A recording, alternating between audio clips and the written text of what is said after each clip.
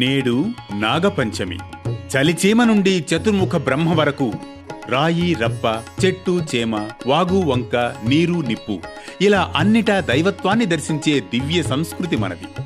మన సనాతన సంప్రదాయం ప్రకారం పాము కూడా పరమాత్మ స్వరూపమే.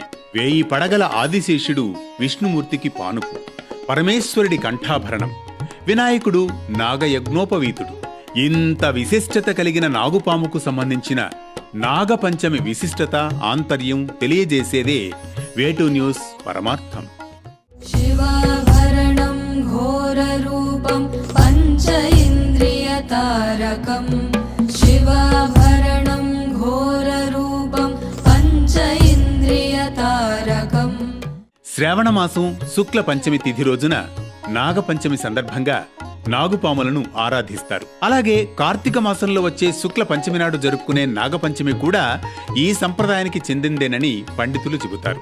తిరుమలలో నాగపంచమి రోజున శేషవాహనంపై శ్రీ వెంకటేశ్వర స్వామివారు ఊరేగుతారు.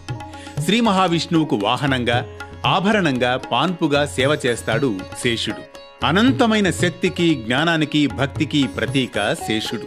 అందుకే నాగపంచమి రోజున తిరుమలలో జరిగే శేషవాహన సేవలో పాల్గొనేందుకు తిరుమలకు వచ్చి స్వామివారిని దర్శించుకొని ఆయన కృపకు పాత్రలవుతూ ఉంటారు భక్తులు.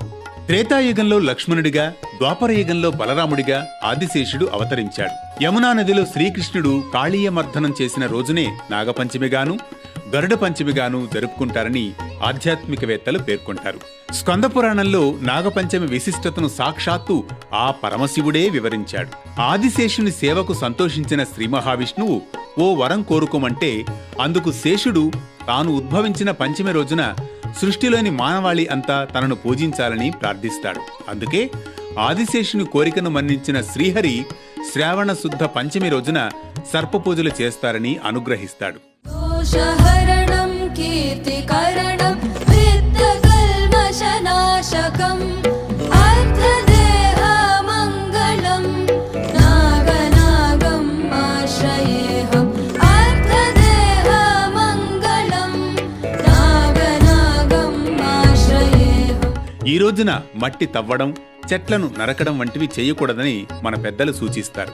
నాగపంచమి రోజున సూర్యోదయానికి ముందే 5 గంటలకే నిద్రలేచి శుచిగా తలస్నానం చేసి ఎరుపు రంగు బట్టలు ధరించాలి. పూజా మందిరాన్ని, ఇంటిని శుభ్రం చేసుకుని గడపకు పసుపు, కుంకుమ, గుమ్మాన్ని తోరణాలతో అలంకరించుకోవాలి. పూజా మందిరం, ఇంటి ముందు ముగ్గులు పెట్టాలి. పూజ కోసం గంధం, కుంకుమ, ఎరుపు వస్త్రం సిద్ధం చేసుకోవాలి.